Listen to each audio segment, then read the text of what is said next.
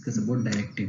So directing andre ಏನು? Directing means it's a set of instructions which is given by the superior to subordinates to perform certain tasks.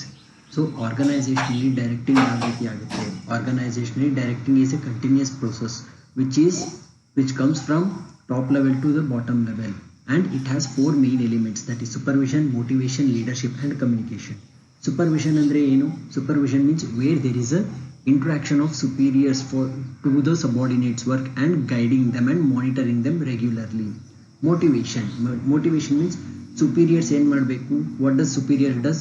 He should motivate his subordinates the way he has executed the work and motivate him so that he can perform better way.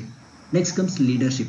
So the superior should take a leadership authority and he should take along with all the team members to achieve organizational goals which is ascertained by the organization.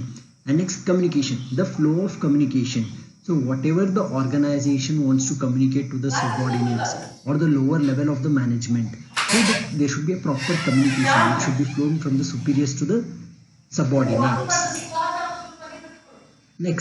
Next coming to the concept of definition of the directing. Directing is a complex function which includes all those activities which are designed to encourage subordinates to work effectively and efficiently both in short run and long run. As I said in the meaning alle helde, how the directing means it is a continuous process where a set of guidelines are given by the superiors to the subordinates to achieve organizational objectives anta. So notes and O'Donnell he defines, so it is a complex function. So what and all being an individual you want to achieve in the organization, it can be achieved only when you have proper guidelines from the superior and when you work effectively and efficiently not only in the short run but also in the long run. This is what directing is all about. So directing means it is a set of guidelines which is given by the superiors to the subordinates to accomplish the organizational goals not only in the short run but also in the long run by having essential elements such as supervision, motivation, leadership and communication. Next, what are its characteristics? So first characteristics of direction is it is very dynamic in nature. So it is not static. So it keeps on changing over a period of time. So you cannot say that ಇದೇ ರೀತಿ guidelines set of guidelines ನ top level authority ಏನೋ ಸಬಾರ್ಡಿನೇಟ್ಸ್ಗೆ ಅಥವಾ lower level ಎಂಪ್ಲಾಯೀಸ್ಗೆ ಏನು lower level ಮ್ಯಾನೇಜ್ಮೆಂಟ್ಗೆ communicate ಮಾಡ್ತಾರೆ ಅಂತ ಹೇಳಕ್ಕಾಗಲ್ಲ. It keeps on changing. So it is very dynamic in nature and it is not static. Second point is it initiates action. So what and all are the authorities are taken by the superiors, it should be executed and implemented. That means it initiates action. What and all are the instructions ಅವರು ಏನು ಕೊಡ್ತಾರೆ, top most authority people ಏನೆಲ್ಲ ಕೊಡ್ತಾರೆ ಅದನ್ನ execute ಮಾಡೋಕ್ಕೆ direction ಏನಾಗುತ್ತೆ, help ಆಗುತ್ತೆ. Next is it is universal function. It is a universal function. So it is applicable for each and every organization, right? So small organization agirbodu, large scale organization agirbodu. So direction is necessary, directing is necessary, guidelines are necessary. So it is a universal function which is applicable for each and every organization. Next, it is concerned with the human relationships. So as I said, so directing mainly relationship, it mainly focuses on the relationship of superiors and the subordinates. So how superiors are going to have a relationship with the subordinates and vice versa. Okay, so it mainly concerned about human relationship and have a healthy environment in the organization. So last point, it provides necessary link between the various managerial functions.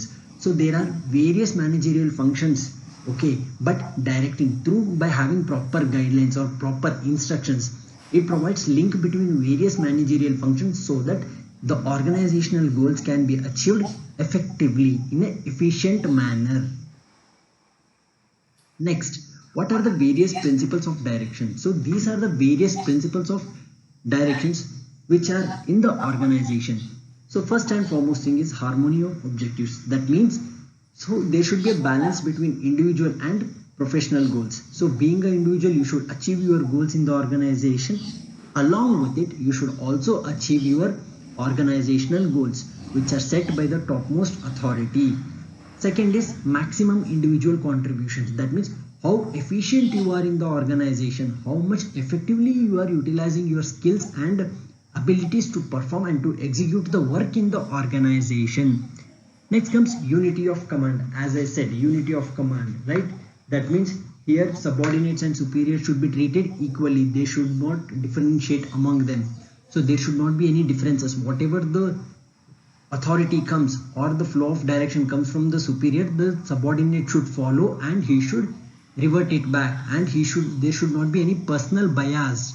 Okay, unity of command, it mainly focuses on the balancing between the healthy environment, the relationship between the superior and the subordinate. Next comes flow of information.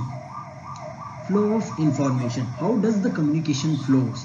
That means, as I said, the directing itself is only says that it is a set of guidelines which flows from the topmost to the bottom level of the organization. So whenever the direction is given to the subordinates, it should come from the superiors. Okay, next, direct supervision. The term itself says direct supervision. That means there should be a direct relationship between the superior and the subordinates, so that the work and the organizational goals can be achieved and accomplished effectively. Next, efficiency directions. So efficiency direction, that means it should be very much clear what should be done and what should be achieved, in what time it should be achieved. That means it should give a clear picture. Superiors, whatever they do, it should give a clear picture so that they can attain their goals. Next, comprehension. That means level of understanding. That means how well the subordinates can understand the given scenario and how he or she is going to perform in the organization, and they can outcome. Okay, next, effective leadership. So as I said, being a leader doesn't mean that you need to move forward. That means you need to take along with your fellow mates. So effective leadership, there are many leadership skills which we are going to see in further chapters, but effective leadership means here the superior should cope up with the subordinates and perform the work very effectively. Next, effective motivation. Superior should motivate the subordinate so that they can enhance their performance and they can actively participate in the organization. So this is what effective motivation is all about. So next, follow through. That means, as I said, so whatever the work is assigned by the superiors to the subordinate, they should it should get followed back to the superiors, so that superiors should evaluate the performance and they should communicate to the subordinates. These are the various principles of direction. Coming to the next concept, that is orders. So we have come to know about what does the directing means. So now let us discuss about the orders. So orders and directors are one and the same, but here the approach is different. That means the order may be in a written, general, specific, right? But here what happens? It is a set of instructions given to the subordinates by the superiors, so that they should execute under any given circumstances. Okay. There are various features of orders. That is, first thing is it should be very clear. As I said, whatever the order which is given by the superior, it should be very clear, and it should be free from the ambiguities and doubts. That means it should be clearly understood so that there are no any doubts. Next, it should be enforceable. Enforceable means it should be clearly executable during a period of time. It should be tuned to the objectives of the organization. That means whatever the order which is given by the superior, that should be related to the particular organization, which is related to the organization. Apart from that, which is not related to the organization, those kind of orders should not be issued. Next, specify the time constraint. As I said, when the order is given from the superior to the subordinate, so there are some specific time constraint where the subordinate should execute those work and should revert back to the superiors. Next, should motivate the subordinates. As I said, being a superior, he or she should motivate their subordinates so that they can perform in a better way. Next, there are various types of orders. First is general order. General order means which is applicable for each and every people in the organization who are working under organization. In general, that is whole and soul of the organization or company.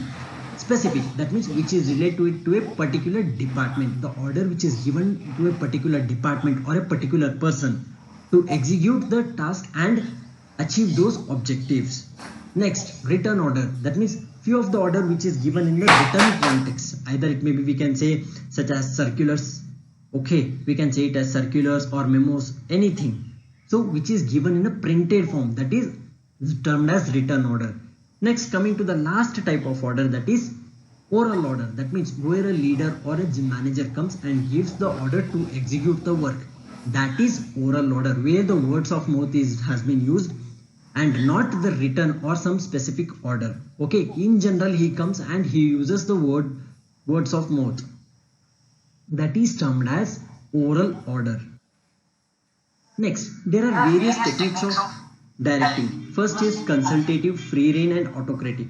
So let us discuss about consultative techniques. So consultative, the term itself says consultative means by having a group discussion or by consulting with the concerned parties, and then you are going to take the decision. So it is a democratic way of attaining the goals of the organization. It is very much democratic. So here what happens? Here the feasibility and workability are tested. Workability of the subordinates are tested. That means how much he or she is capable of in executing the work. How by implementing consultative direction, how effective it impacts on the organizational goals. So there are certain pros and there are certain cons, or we can say it as advantages and disadvantages. First is boost morale of the subordinates. That means it boosts up the subordinate spirit to work in the environment or to work in the organization. Second, encourages subordinates. That means when it gives a platform to execute new ideas, so subordinates gets encouragement. Then it is very much easy because each and everything is discussed and then it is implemented. By critically analyzing, it is implemented. Next, better relations. So there is no any contradictory conflicts between the people, because when the decisions are taken, it is taken in the each and every one perspective.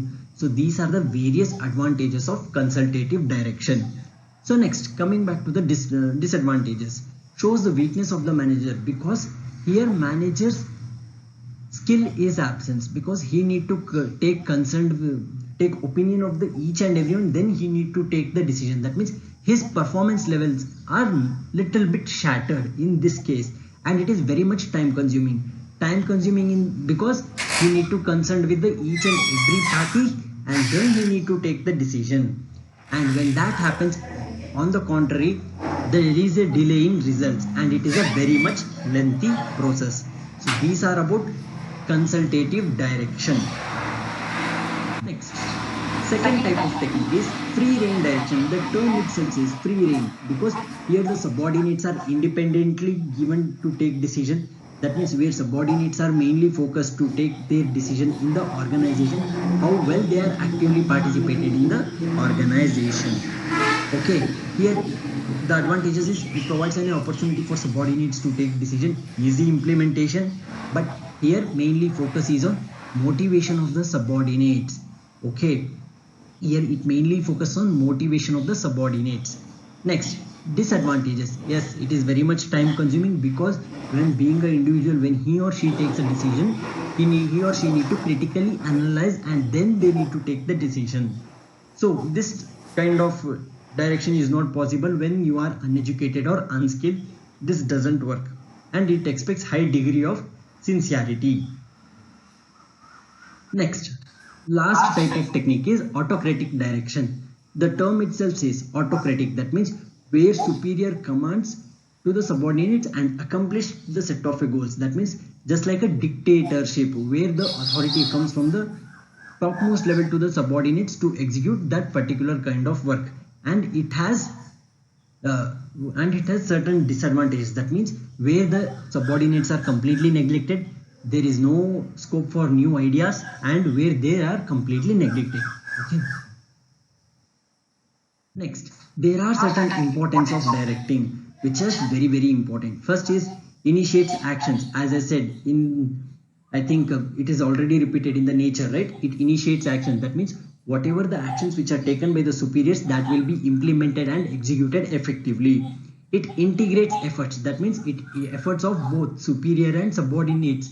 That means it's combined the effort of all the superiors and subordinates to accomplish the organizational goals. Next, means of motivation. It is a mean of motivation. By looking up to the superiors, the subordinates get motivated. Next, provides stability.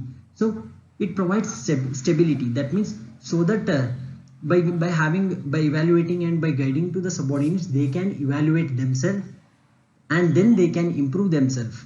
So next, enable to cope up with the changes. S. So by having proper direction, what happens?